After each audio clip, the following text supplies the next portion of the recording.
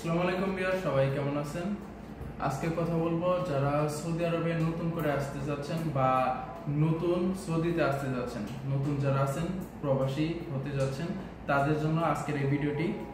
তো কথা হচ্ছে বর্তমানে অবস্থা খুবই খারাপ সৌদি আরবের।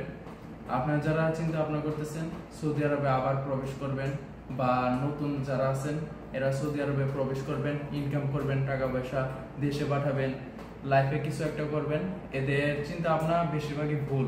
কারণ বর্তমানে আপনার সৌদি আরবের অবস্থা এতই খারাপ, আপনার এদিকে নাই চাকরি, আপনি আসবেন টাকা পয়সা খরচ করবেন, আসবেন, আশা করে আপনার মাথায় কিছু বোঝা থাকে, সেটা হচ্ছে একেতে আপনার চাকরির বিষয়, দ্বিতীয়তে হচ্ছে আপনার একটা ঋণ থাকে।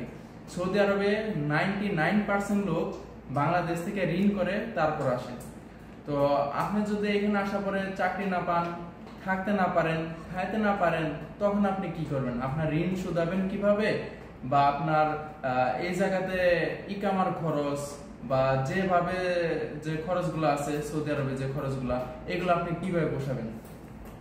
এখন দালালে আপনাকে বলতে পারে কোম্পানির ভিসা, সৌদি আরবে আসলে স্যালারি এত টাকা, মাসের শেষে আপনার এত টাকা করে দিবে, থাকা খাওয়া সুযোগ সুবিধা যাতায়াত ভাড়া সব কিছু দিবে, আপ ডাউন টিকিট খরচ এগুলো সব কিছু কোম্পানি বহন করবে। এগুলো কথা পুরোপুরি ভুল। কিসের জন্য? বর্তমানে সৌদি আরবে কোম্পানি ভিসা বলতে কোনো ভিসা আপাতত দিচ্ছে না, বরং সৌদি আরব থেকে কোম্পানিগুলা লোক ছাঁটাই করে বাংলাদেশে পাঠিয়ে দিচ্ছে বা বিভিন্ন দেশে পাঠিয়ে দিচ্ছে। এই জায়গাতে পুরাতন লোকের ভাত নাই। তো এইখানে নতুন লোক আসার পরে কি করবে? অনেক এক্সপিরিয়েন্স লোক সৌদি আরবে ঘোরাঘুরি করতেছে, কাজ নাই, এক একজনের আপনার 10 বছর 5 বছর এরকম অনেক লোক সৌদি আরবে আছে। তো আপনি যেহেতু নতুন আসবেন, নতুন আসার পরে এখানে কি করবেন? আমার প্রশ্ন হচ্ছে এটা। তো এখানে আসার পরে যদি আপনি কাজ না করতে পারেন, আপনার এখানে থাকার জন্য কোনো ঘর না থাকে, অনেক লোক বাতাতে, মক্কাতে, বাঙালি এরিয়াতে আপনার রাস্তাতে ঘুমাচ্ছে। আপনারা সৌদি আরবে আসলে নিজের চোখে ওইসব জায়গাতে গেলে বুঝতে পারবেন। আমি বাতাতে গেছি, মক্কাতে গেছি, তারপর আপনার জেদ্দাতে ছিলাম, এইসব জায়গাতে আমি দেখছি যে অনেক লোক আপনার রাস্তাতে ঘুমাচ্ছে। তো আপনাদের যদি এই অবস্থা হয় তখন কি করবেন? তাই আমি এটুকু রিকমেন্ড করব, আপনারা যাই কিছু করেন বাংলাদেশে কিছু করার ট্রাই করেন। সৌদি আরবে আসার কথা চিন্তা ভাবনা না করাই ভালো। অন্যান্য কান্ট্রিতে আপনারা দেখতে পারেন, কিন্তু সৌদি আরবের অবস্থা খুব খারাপ। এই জায়গাতে আপনার আসার পরে কাজের চিন্তা, বাসায় যে ঋণ করে আসছেন, বাসা থেকে দেশ থেকে যে ঋণ করে আসছেন ওই ঋণের বোঝা, তারপর আপনার ফ্যামিলি চালানোর জন্য টাকা পয়সা দিতে হবে সেটার চিন্তা, আপনি এখানে কিভাবে ইকামা করবেন। কোম্পানি ভিসা যেহেতু আপাতত আপনার নেই বললেই চলে, তো আপনি আসবেন 3 মাস 1 বছরের ভিসাতে। তো 3 মাসের ভিসাতে যদি আসেন তখন 3 মাস পরে আপনার যে দালাল আপনাকে নিয়ে আসবে সেই দালাল আপনাকে ছেড়ে দিবে। তখন আপনার রাস্তায় রাস্তায় ঘুরে ছাড়া আর কোনো অপশন নাই।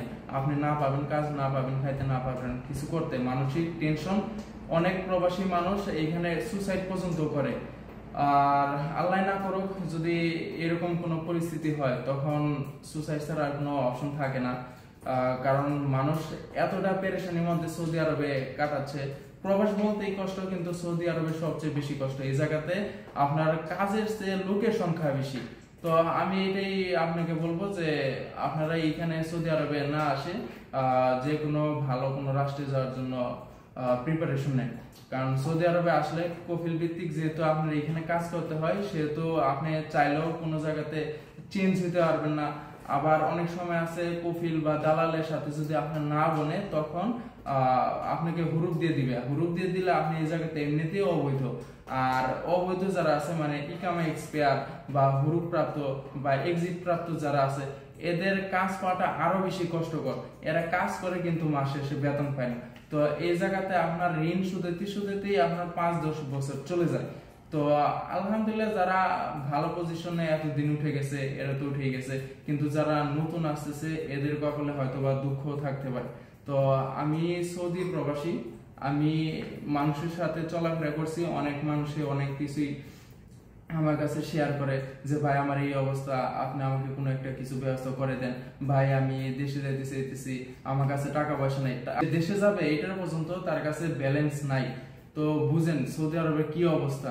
তো আমি আপনাদেরকে এইটুকুই রিকমেন্ড করলাম যে আপনারা সৌদি আরবে না আসেন, অন্য কোনো জায়গাতে ট্রাই করেন।